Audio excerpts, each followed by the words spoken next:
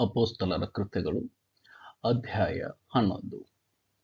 ಪೇತ್ರನು ಅನ್ಯಜನರೊಂದಿಗೆ ಬಳಕೆ ಮಾಡಿದ್ದಕ್ಕೆ ಯೆರೂಸಲೇಮಿನಲ್ಲಿದ್ದ ಯೆಹೂದ್ಯ ಕ್ರೈಸ್ತರು ಆಕ್ಷೇಪಣೆ ಮಾಡಲು ಪೇತ್ರನು ಪ್ರತಿವಾದ ಹೇಳಿದ್ದು. ಅನ್ಯಜನರು ಸಹ ದೇವರ ವಾಕ್ಯವನ್ನು ಅಂಗೀಕರಿಸಿದರೆಂಬ ಸಮಾಚಾರವನ್ನು ಅಪೊಸ್ತಲರು ಯೂದಾಯದಲ್ಲಿದ್ದ ಸಹೋದರರು ಕೇಳಿದರು. ಪೇತ್ರನು ಯೆರೂಸಲೇಮಿಗೆ ಬಂದಾಗ ಸುನ್ನತಿಯವರು, ನೀನು ಸುನ್ನತಿ ಇಲ್ಲದವರಲ್ಲಿ ಸೇರಿ ಅವರ ಸಂಗಡ ಊಟ ಮಾಡಿದೆಯಲ್ಲ ಎಂದು ಅವನ ಕೂಡ ವಿವಾದಿಸಿದರು.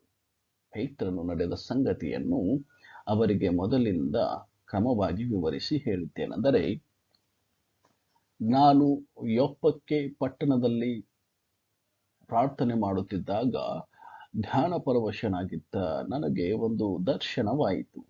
ಅದೇನೆಂದರೆ, ಆಕಾಶದಿಂದ 4 ಮೂಲೆಗಳನ್ನು ಹಿಡಿದಿದ್ದ ದೊಡ್ಡ ಜೋಳಿಗೆಯಂತಿರುವ ಒಂದು ವಸ್ತುವು ಇಳಿಸಲ್ಪಟ್ಟು ನಾನಿದ್ದಲ್ಲಿಗೆ ಬಂತು.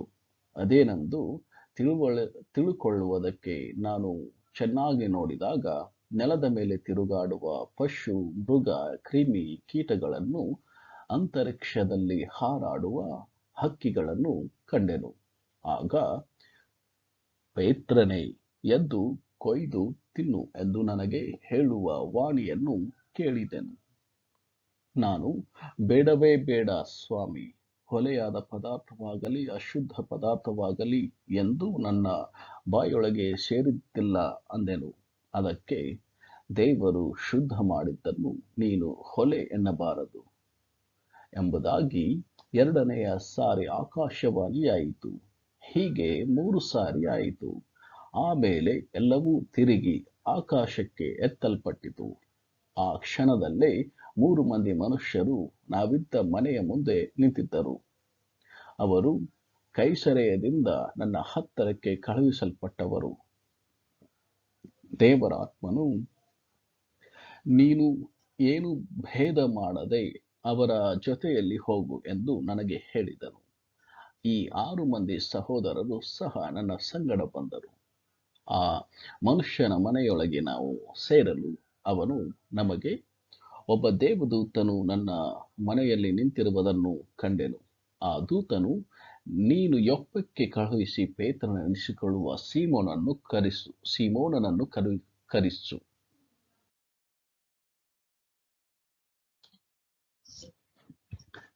ಅವನು ನಿನಗೆ ಕೆಲವು ಮಾತುಗಳನ್ನು ಹೇಳುವನು.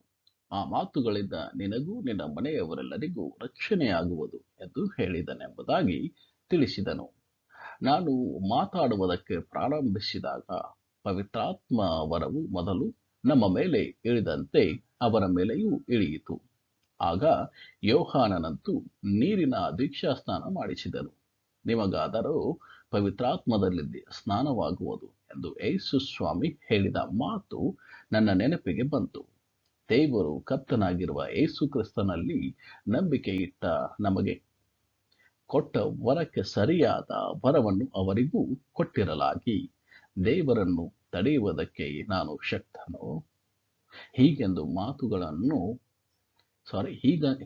ಮಾತುಗಳನ್ನು ಆ ಸುನ್ನತಿಯವರು ಕೇಳಿ ಆಕ್ಷೇಪಣೆ ಮಾಡುವುದನ್ನು ಬಿಟ್ಟು, ಹಾಗಾದರೆ ದೇವರು ಅನ್ಯಜನರಿಗೂ ಜೀವ ಕೊಡಬೇಕೆಂದು ಅವರ ಮನಸ್ಸುಗಳನ್ನು ತನ್ನ ಕಡೆಗೆ ತಿರುಗಿಸಿದ್ದಾನೆ ಎಂದು ದೇವರನ್ನು ಕೊಂಡಾಡಿದರು. ಅಂತಿಯೋಕ್ಯದಲ್ಲಿ ಬಹುಜನ ಗ್ರೀಕರು ನಂಬಿತು. ಬಾರ್ನಬ ಸೌಲರು ಅಲ್ಲಿ ಬೋಧಿಸಿತು. ಆ ಪಟ್ಟಣದಲ್ಲಿ ಕ್ರೈಸ್ತರೆಂಬ ಹೆಸರು ಉತ್ಪತ್ತಿಯಾದದ್ದು. ಸ್ತೆಫನನ ವಿಷಯದಲ್ಲಿ ಉಂಟಾದ ಹಿಂಸೆಯಿಂದ ಚದರಿ ಹೋದವರು ಯಹೂದ್ಯರಿಗೆ ಹೊರತು ಮತ್ತಾರಿಗೂ ವಾಕ್ಯವನ್ನು ಹೇಳದೆ ಫೊಯಿನಿಕೆ, ಕುಪ್ರ, ಅಂತಿಯೋಕ್ಯ ಪ್ರಾಂತ್ಯಗಳವರೆಗೂ ಸಂಚರಿಸಿದರು. ಅವರಲ್ಲಿ ಕುಪ್ರ ದ್ವೀಪದವರು ಕೆಲವರು, ಕುರೇನ್ಯದವರು ಕೆಲವರು ಅಂತಿಯೋಕ್ಯಕ್ಕೆ ಬಂದು ಗ್ರೀಕರ ಸಂಗಡಲೂ ಮಾತಾಡಿ ಕರ್ತನಾದ ಯೇಸುವಿನ ವಿಷಯವಾದ ಸುವಾರ್ತೆಯನ್ನು ತಿಳಿಸಿದರು. ಕರ್ತನ ಹಸ್ತವು ಅವರಿಗೆ ಸಹಾಯವಾದದ್ದರಿಂದ ಬಹುಜನರು ನಂಬಿ ಕರ್ತನ ಕಡೆಗೆ ತಿರುಗಿಕೊಂಡರು. ಇವರ ವಿಷಯವಾದ ವರ್ತಮಾನವು ಯೆರೂಸಲೇಮಿನಲ್ಲಿದ್ದ ಸಭೆಯವರ ಕಿವಿಗೆ ಬಿದ್ದಾಗ ಅವರು ಬಾರ್ನಬನನ್ನು ಅಂತಿಯೋಕ್ಯಕ್ಕೆ ಅಂತ್ಯೋಕ್ಯಕ್ಕೆ ಕಳುಹಿಸಿದರು. ಅವನು ಒಳ್ಳೆಯವನು, ಪವಿತ್ರಾತ್ಮ ಭರಿತನು, ನಂಬಿಕೆಯಿಂದ ತುಂಬಿದವನು ಆಗಿದ್ದನು. ಆದ ಕಾರಣ ಅಲ್ಲಿಗೆ ಬಂದು ದೇವರ ಕೃಪಾ ಕಾರ್ಯವನ್ನು ನೋಡಿದಾಗ ಸಂತೋಷಪಟ್ಟು, ನೀವು ದೃಢ ಮನಸ್ಸಿನಿಂದ ಕರ್ತನಲ್ಲಿ ನೆಲೆಗೊಂಡಿರಿ ಎಂದು ಅವರೆಲ್ಲರಿಗೆ ಬುದ್ಧಿ ಹೇಳಿದನು.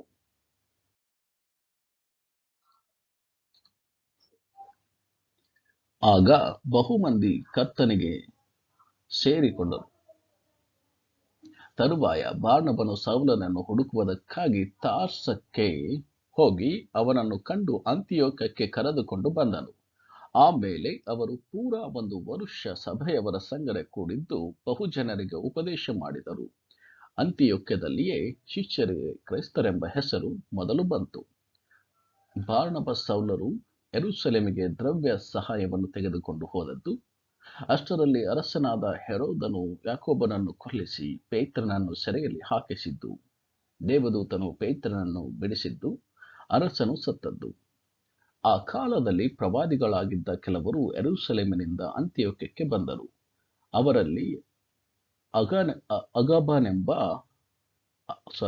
ಅವರಲ್ಲಿ ಅಗಬನೆಂಬವನೊಬ್ಬನು ಎದ್ದು ಲೋಕಕ್ಕೆಲ್ಲ ದೊಡ್ಡ ಕ್ಷಾಮ ಬರುವುದು ಎಂದು ಪವಿತ್ರಾತ್ಮ ಪ್ರೇರಣೆಯಿಂದ ಸೂಚಿಸಿದನು.